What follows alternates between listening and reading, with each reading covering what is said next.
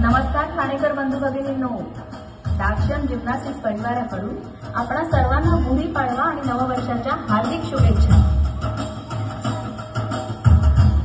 आपल्याला माहित आहे, जिम्नास्टिक्स हा कसरती खेळ आहे। यात खेळाडूची लवचिकता, ताकद आणि चिकाटीची परीक्षा असते।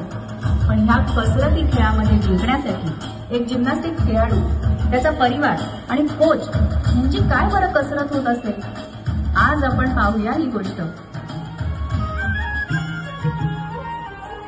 आज गुढीपाडवा, आपण सगळ्यांनी विजय ध्वजाची पूजा करून श्रीरामाचा सत्याचा विजय साजरा केला आहे। पण ह्या घरी अजून एक विजय साजरा होत आहे बरं का। आमचा हा जिम्नास्टिक खेळाडू गोल्ड मेडल घेऊन घरी आला आहे।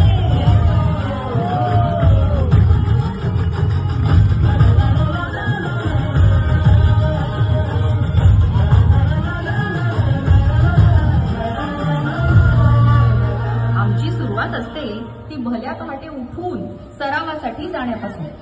थंडी असो वा पाऊस, कितीही दमलो तरी सराव चुकता कामा नये। सकाळी क्रीडा संकुलातून व्यायाम करून शाळेत जायचं, शाळेतून घरी आल्यावर थोडा आराम करून पुन्हा क्रीडा संकुलात हजर, पुन्हा सराव करायचा, एक एक डाव पुन्हा